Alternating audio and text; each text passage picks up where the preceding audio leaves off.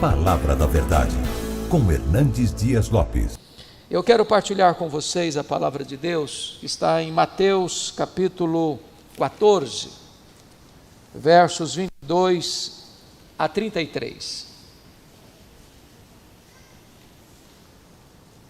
Mateus 14, 22 a 33.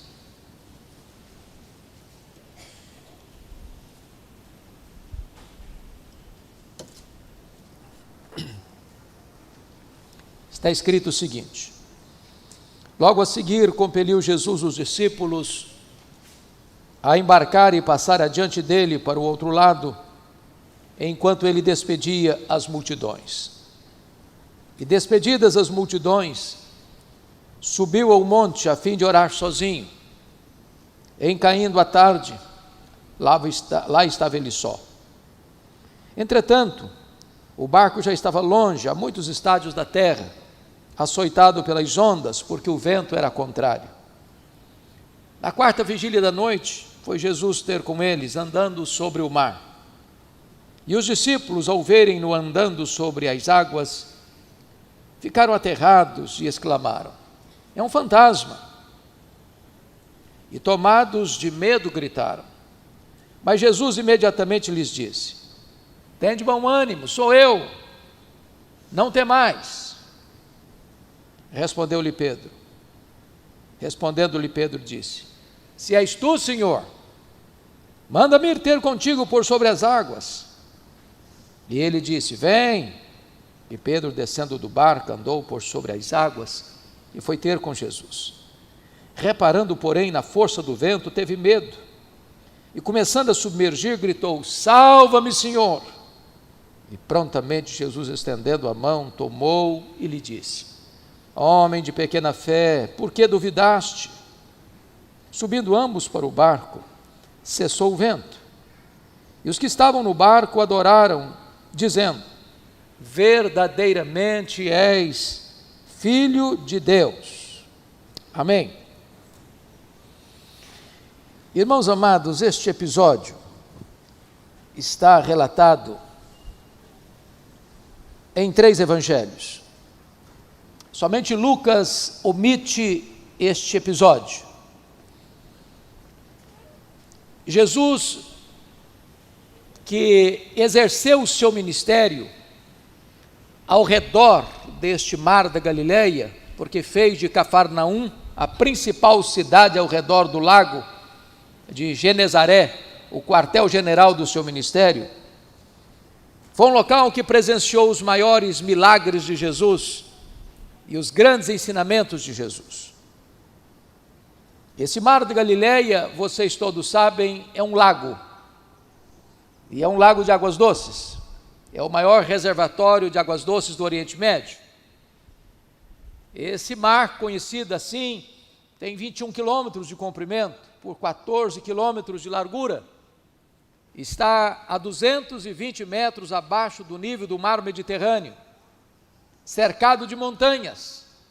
Do lado oriental, as montanhas de Golã, e do lado ocidental, as montanhas da Galileia.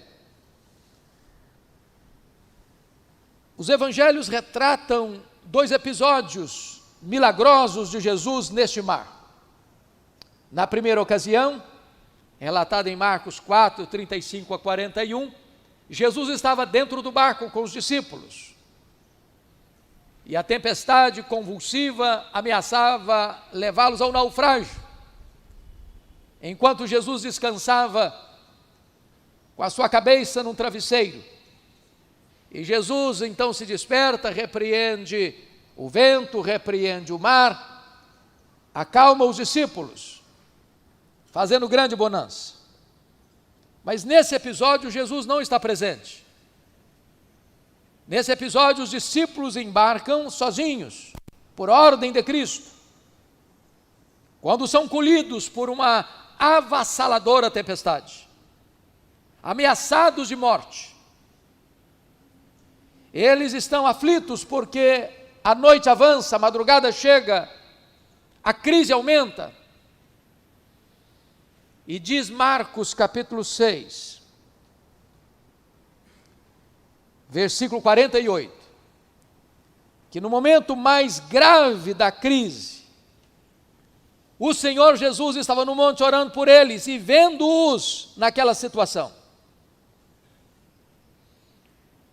E eu quero então afirmar aos meus amados que, diante das lutas da vida, e nós as temos, diante das tempestades muitas que nos açoitam, e elas açoitam mesmo, é consolador você saber que Jesus não perdeu você de vista, que os olhos deles estão atentos a nós, e que a crise que pode chegar, a dor que pode latejar no nosso peito, as ondas revoltas e o mar encapelado, que conspira contra nós, está rigorosamente sob o controle de Jesus. E eu gostaria de, olhando esta passagem, de forma bem devocional, encontrar aqui algumas verdades preciosas, que passo a destacar. A primeira coisa que me chama a atenção é que as tempestades chegam na nossa vida e chegam em pencas.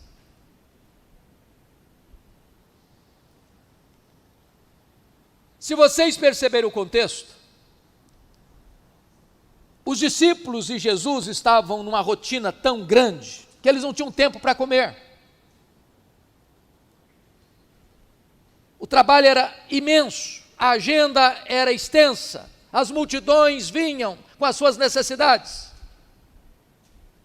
Ora famintas, ora enfermas, ora oprimidas, e Jesus atendia a todos.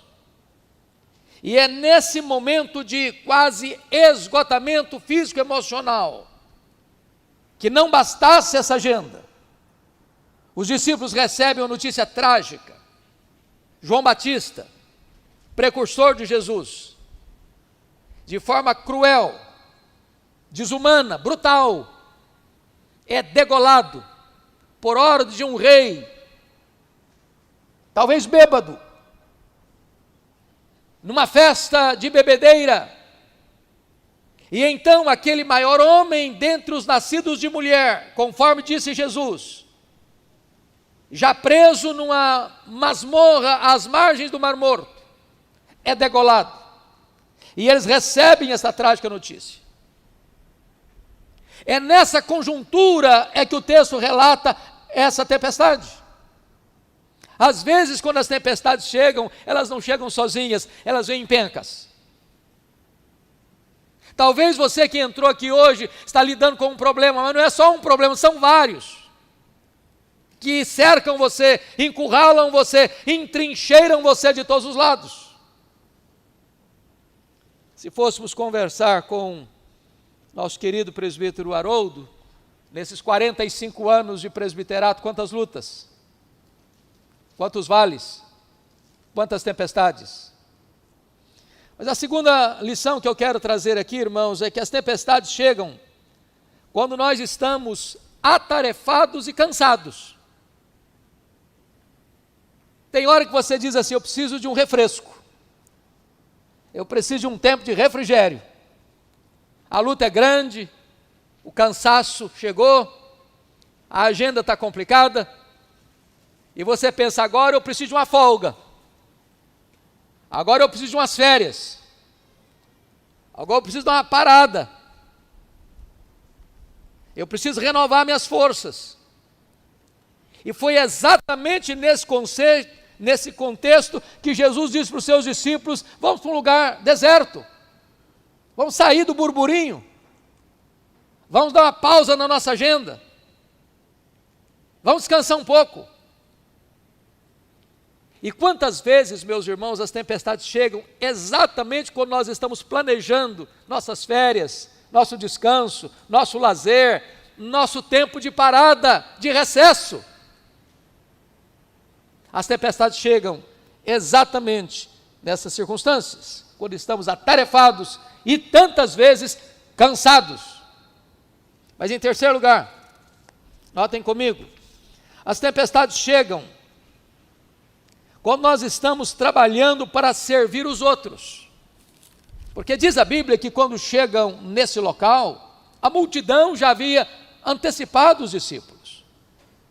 De certa forma, os discípulos pensaram assim: lá se foram as nossas férias. E aí, curiosamente, Jesus não despede a multidão para continuar de férias.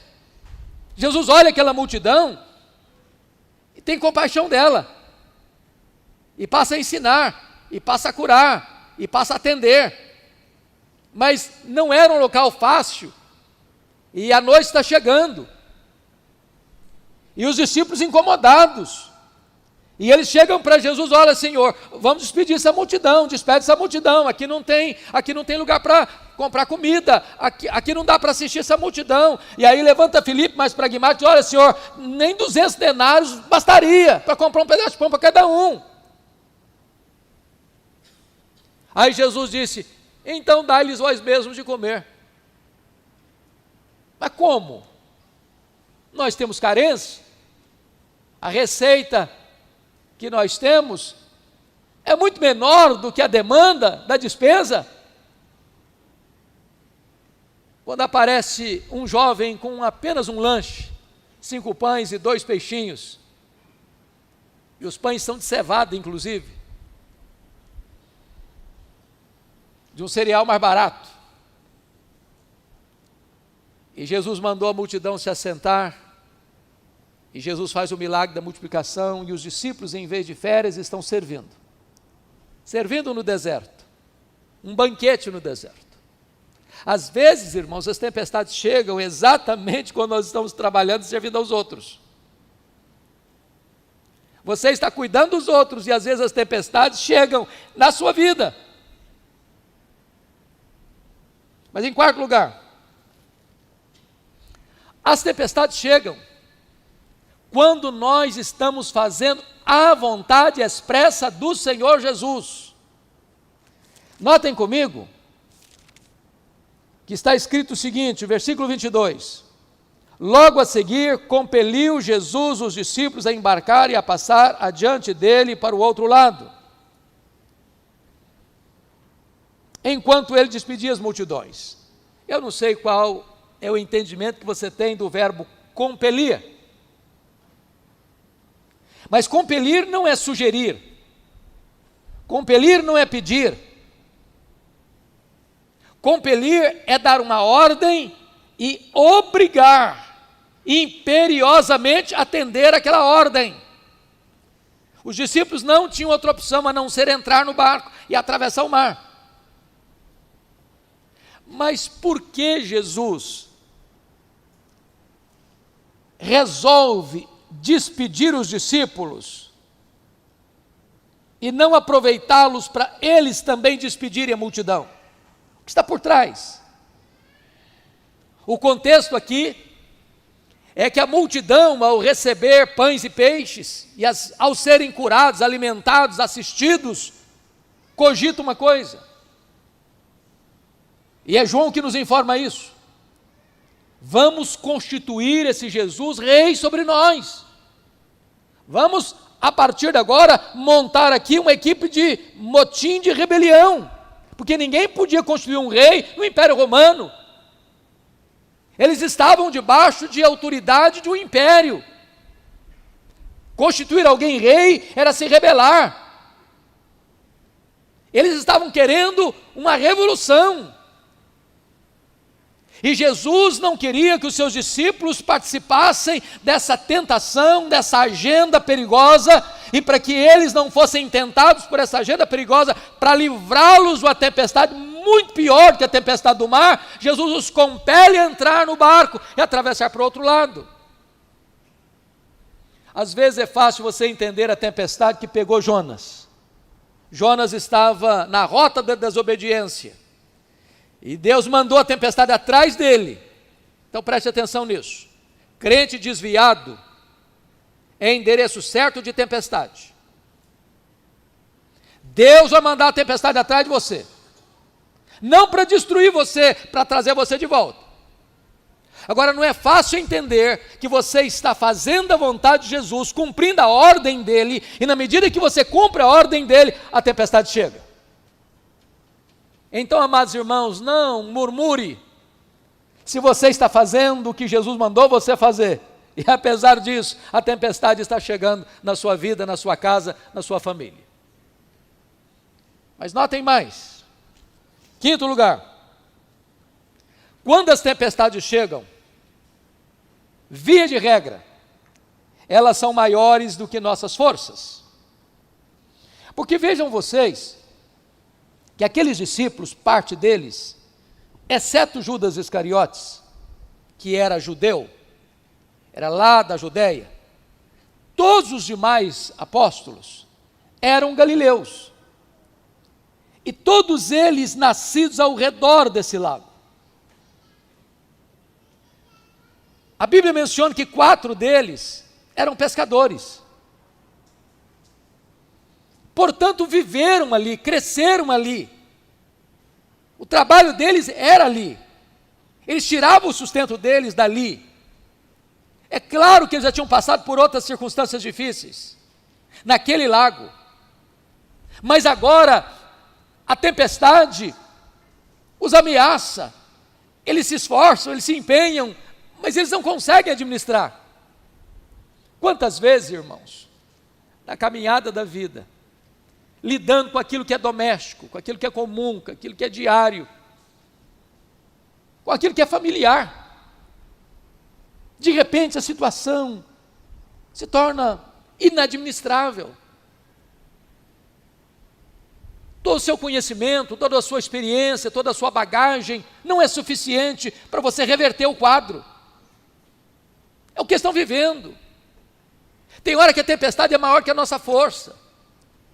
Tem hora que tudo que nós temos, tudo que nós agregamos na nossa vida, não é capaz de amainar a crise que nos assola.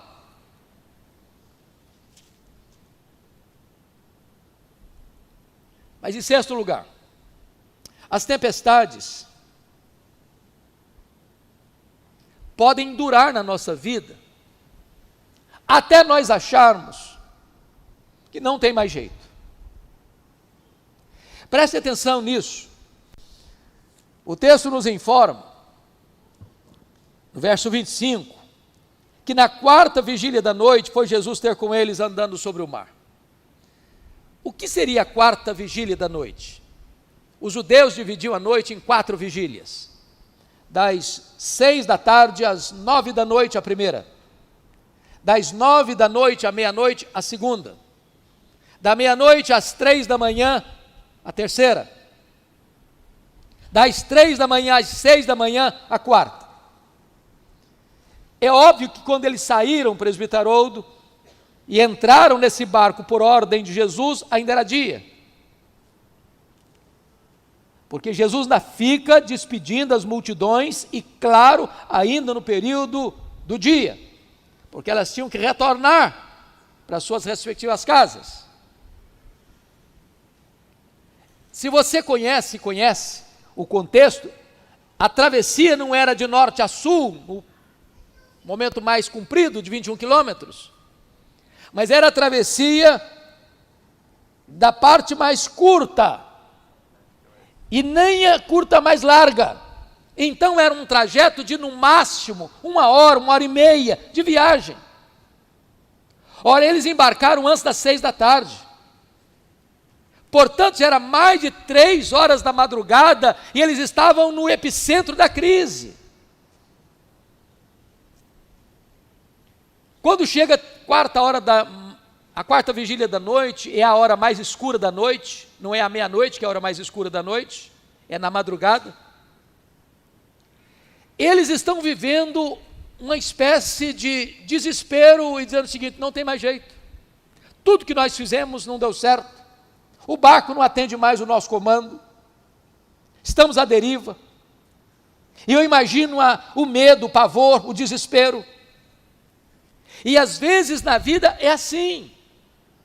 Quantas vezes você já chorou, você já gemeu, você já ficou aflito, desesperado nas noites mais escuras da vida, e, meu Deus, eu não aguento mais, parece que não vai ter saída para mim.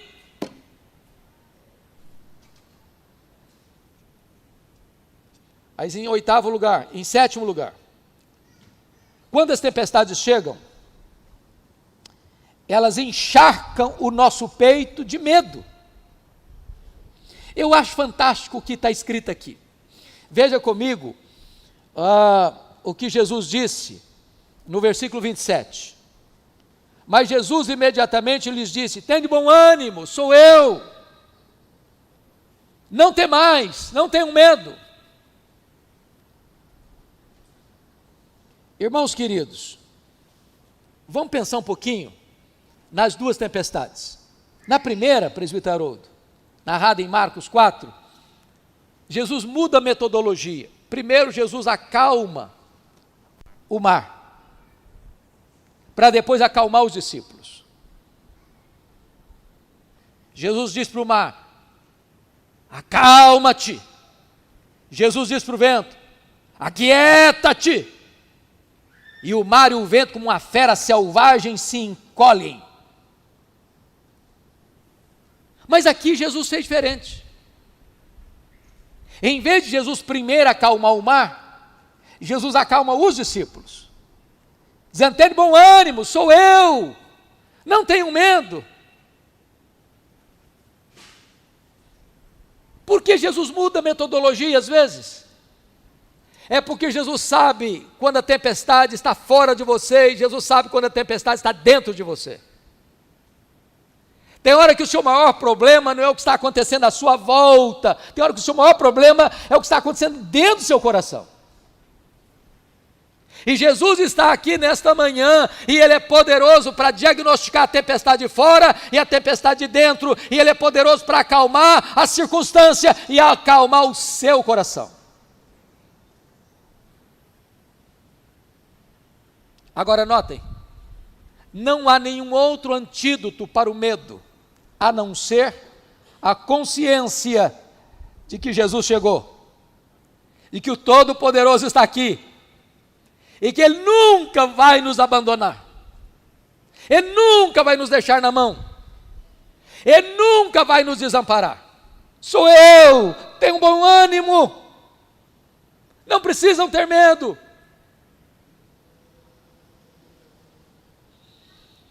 Mas em oitavo lugar, irmãos, as tempestades podem ameaçar a nossa fé. Porque é curioso que quando Pedro escuta esta frase de Jesus: tende bom ânimo, sou eu, não tenham medo.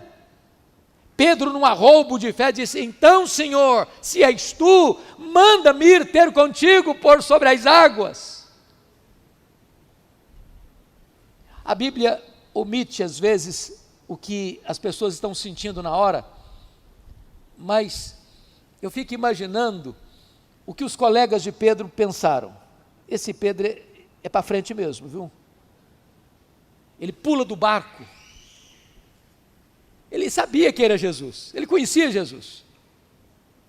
E de repente o Pedro se vê andando sobre o mar revolto. Mas diz a Bíblia que num dado momento, e a Bíblia não diz quanto tempo foi, ele observou a força do vento, talvez o barulho das ondas, e diz a Escritura que ele teve medo, porque fé e medo não caminham juntos. Onde o medo chega, a fé vai embora. Onde a fé entra, o medo desaparece. E diz a Bíblia que ele começa a afundar. Ele é envelopado, ele é engolido. E nesse momento, diz a Escritura, quando o medo começa a saltar o seu coração, ele grita por socorro: socorre-me! E prontamente o Senhor Jesus estendeu a mão, o levantou e disse: homem de pequena fé, por que duvidaste? Ou seja, ele não naufragou por causa da fúria das ondas, Ele naufragou porque faltou-lhe fé para continuar com seu olhar fixo em Jesus. Se você está censurando Pedro por a sua atitude, eu quero lhe dizer que Pedro mora debaixo da nossa pele. O sangue de Pedro corre em nossas veias. O coração de Pedro bate em nosso peito. Nós somos Pedro. Nós oscilamos tantas vezes, irmãos, num arroubo de fé, e no outro momento a gente claudica, a gente enfraquece, a gente tira os olhos de Jesus e começa a afundar. Mas bendito seja Deus. Em nono lugar, as tempestades estão, preste atenção nisso, rigorosamente sob o controle de Jesus. Bendito seja Deus. É muito importante você entender o texto paralelo de Marcos capítulo 6, versículo 48, que diz o texto que, vendo-os Jesus em dificuldade. Eu não sei qual a dificuldade que você está passando hoje, mas entenda isso, Jesus está vendo você.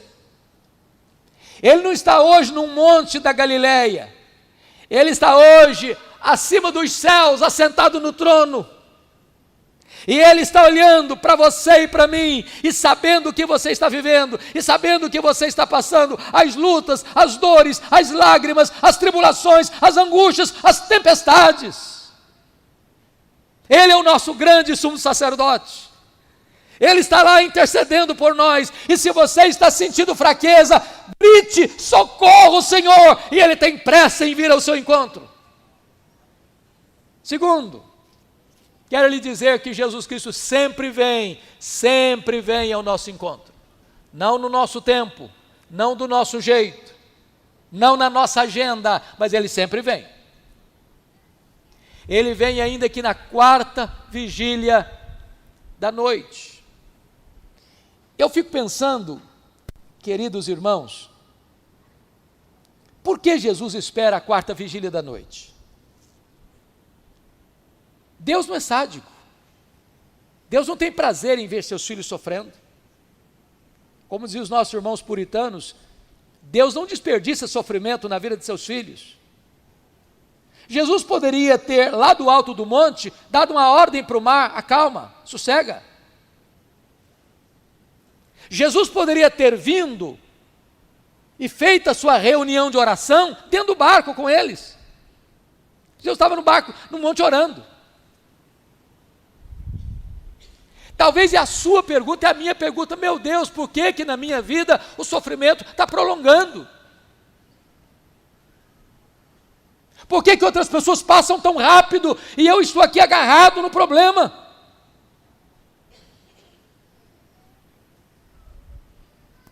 Na nossa vida, irmãos, não tem acaso, na nossa vida não tem sorte nem azar, na nossa vida tem uma soberana providência que tantas vezes nem você nem eu sabemos explicar.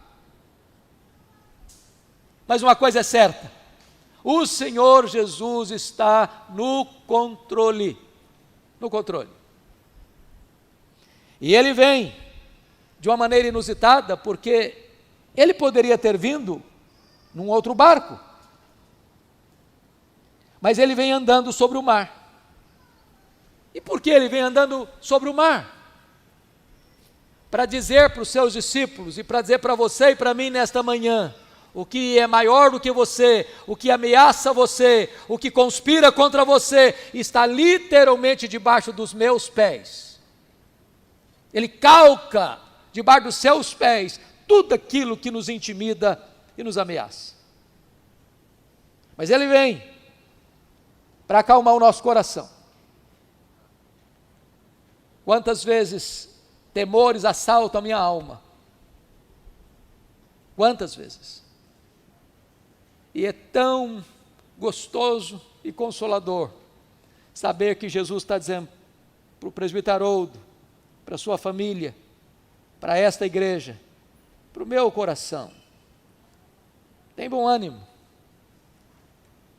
sou eu, estou aqui, Talvez você não esteja me vendo. Talvez você não esteja sentindo. Talvez você ache que não tem mais saída. Talvez você ache que a situação se tornou irreversível, irremediável.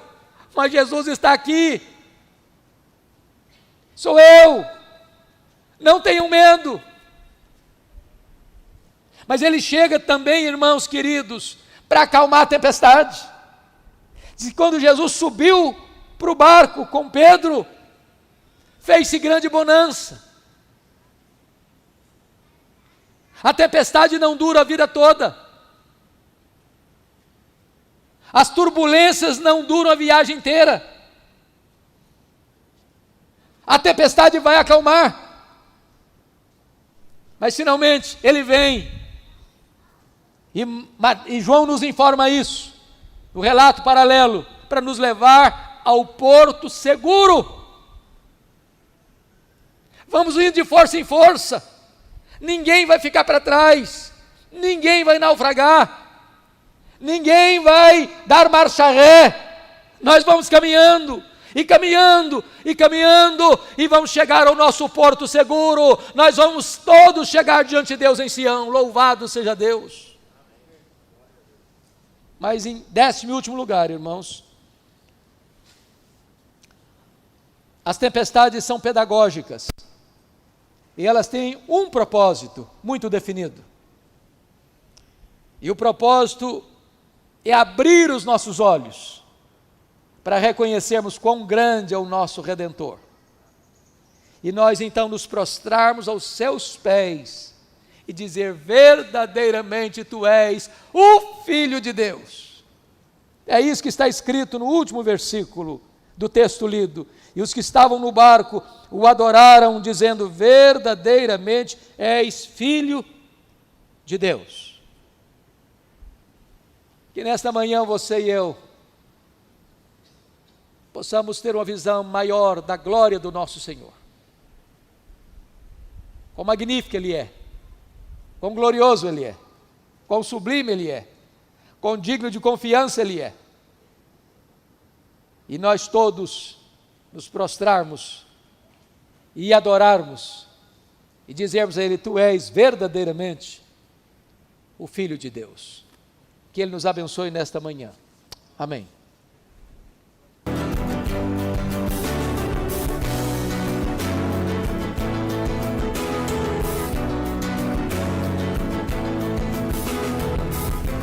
Palavra da Verdade, com Hernandes Dias Lopes.